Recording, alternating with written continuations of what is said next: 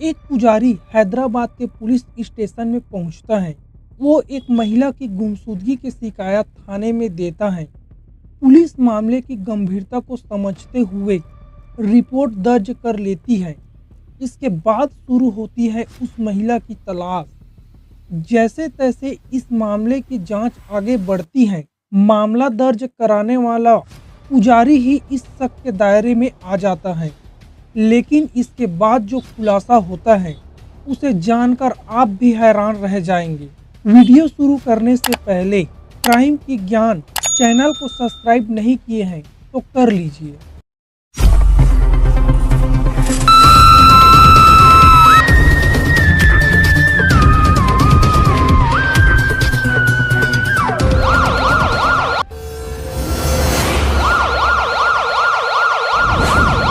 5 जून 2023 को एक आदमी Rajiv Gandhi international airport police station पहुंचता है। उसके पहनावे से साफ है कि वो किसी मंदिर का पुजारी है। सफेद धोती, माथे पर तिलक। ये आदमी पुलिस को अपना नाम अय्यागरी साईं कृष्ण बताता है और कहता है कि उसे अपनी भांजी की गुमशुदगी की रिपोर्ट लिखानी है। वो बताता है कि उसने अपनी भांजी कुरुगति अप्सरा को 2 दिन पहले यानी 3 जून की रात को शमशाबाद इलाके में ड्रॉप किया था, क्योंकि उसे वहां से अपने दोस्त के पास भद्राचलम जाना था। लेकिन इसके बाद न तो वो भद्राचलम पहुंची और न ही अपने घर हैदराबाद वापस लौटी। ऊपर से अब उसका मोबाइल फोन भी स्विच ऑफ हो चुका है। ऐसे में वो अपनी भांजी के गायब होने की रिपोर्ट लिखवाना चाहता है ताकि उसे ढूंढा जा सके। 36 साल का अय्यागरी साईं कृष्ण हैदराबाद के सरूर नगर इलाके में पुजारी है। साईं कृष्ण ही वो शख्स हैं जिसने अपनी भांजी को गायब होने से पहले आखिरी बार देखा था। पुलिस सबसे पहले साईं कृष्ण से ही अप्सरा की गुमशुदगी के मामले की जांच करने का फैसला करता है और उसे पूछताछ शुरू होता है और उससे पूछताछ शुरू की जाती है। साईं कृष्ण पुलिस को बताता है उसने 3 जून की रात को अप्सरा को उसके घर से ही पिक किया था और दोनों ड्राइव पर निकले थे। हालांकि उसे अप्सरा को घर वापस नहीं छोड़ना था, बल्कि हैदराबाद के ही एक इलाके शमशाबाद में उसे ड्रॉप करना था, क्योंकि वहां से उसे आगे भद्राचलम जाना था। उसने वैसा किया भी, लेकिन इसके बाद से ही उसका कोई पता नहीं चला। साईं कृष्ण ने बताया कि उसका फोन अगले दिन यानी 4 जून से ही स्विच ऑफ है। इसके बाद उसने अप्सरा की मां के साथ मिलकर उसे कई जगहों पर ढूंढने की कोशिश किया, लेकिन उसका कोई पता नहीं चला। हैदराबाद पुलिस ने सबसे पहले साईं कृष्ण के बयान के आधार पर अप्सरा की मां से पूछताछ किया, तो उसने बताया 3 जून की रात को उसका भाई उसकी बेटी को अपने साथ घुमाने लेकर गया था। ऐसे में पुलिस ने मामले की खोजबीन की शुरुआत उसी सरूर नगर इलाके से करने का फैसला किया, जहां से साईं कृष्ण ने अप्सरा को पिक किया था। पुलिस ने सरूर नगर से शमशाबाद के 21 किलोमीटर के पूरे रास्ते में लगा तमाम सीसीटीवी कैमरों को खंगालने की शुरुआत की, ताकि ये पता चल सके कि आखिर अप्सरा कहां से, कब और कैसे गायब हो गई।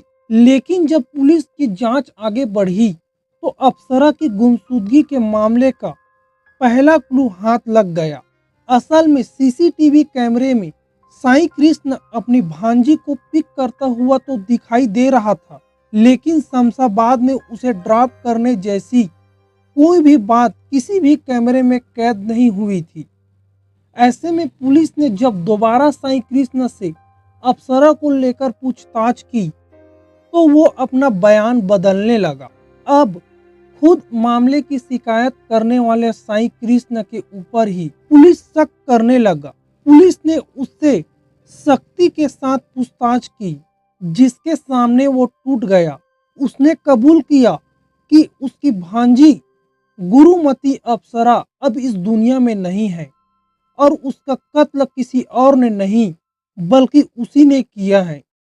इसके बाद साईं कृष्ण ने कत्ल के मोटिव और कत्ल को अंजाम देने से लेकर लाश को ठिकाने लगाने तक की कहानी बताई। उसे सुनकर खुद पुलिस वाले के भी रोंगटे खड़े हो गए। असल में साईं कृष्ण शादीशुदा होने और खुद 2 बच्चों के पिता होने के बावजूद अपनी भांजी के साथ रिश्ते में था और जब भांजी अप्सरा उसे इस रिश्ते को नाम देने की मांग करने लगी, यानी अप्सरा चाहती थी कि साईं कृष्ण अपनी पत्नी और बच्चों को छोड़कर उससे शादी कर ले, लेकिन साईं कृष्ण के लिए ऐसा करना मुमकिन नहीं था। ऐसे में शादी के मामले पर ही दोनों में अक्सर लड़ाई होती थी और तब रोज की इस झगड़े से निजात पाने के लिए उसने अपनी भांजी की हत्या करने का फैसला कर लिया। इस साजिश के मुताबिक पहले तो उसने भांजी को 3 जून की रात को घुमाने ले जाने के बहाने पिक किया और फिर शमशाबाद में एक सुनसान जगह पर ले जाकर उसे आखिरी बार समझाने की कोशिश किया, लेकिन जब वो राजी नहीं हुई तो साईं कृष्ण ने एक भारी पत्थर से सिर कुचलकर अपनी भांजी अप्सरा की हत्या कर दी। फिर उसकी लाश को कार की डिग्गी में रखा और ठिकाने लगाने के लिए निकल पड़ा। मौका देखकर उसने अपने मंदिर के पीछे मौजूद मंडला रेवेन्यू अफसर के दफ्तर के पास एक मेन होल में पहले अप्सरा की लाश को डाल दिया और फिर सबूत मिटाने के लिए ऊपर से 2 ट्रक मिट्टी डलवा दिया। इसी दौरान उसने अप्सरा की मां से मुलाकात कर उसके बारे में पूछताछ की और खुद ही जाकर गुमशुदगी रिपोर्ट लिखवाने की भी बात कही। इसी बीच जब एक दिन बाद उसने महसूस किया कि मेन होल के ऊपर मिट्टी डालने के बावजूद बाहर लाश की बदबू आ रही है, तो उसने मेन होल के ढक्कन को सीमेंट से पूरी तरह सील करवा दिया। लेकिन इतना सब कुछ करने के बावजूद गुमशुदगी की रिपोर्ट दर्ज कराने के बाद खुद अपने ही बयानों में उलझकर उसकी पोल खुल गई और उसे गिरफ्तार कर लिया गया। अब पुलिस ने मेनहोल के ढक्कन खोलकर अप्सरा की लाश बरामद कर ली है और उसे पोस्टमार्टम के लिए भेजवा दिया। अब कोर्ट क्या फैसला करता है ये तो समय आने पर ही पता चलेगा।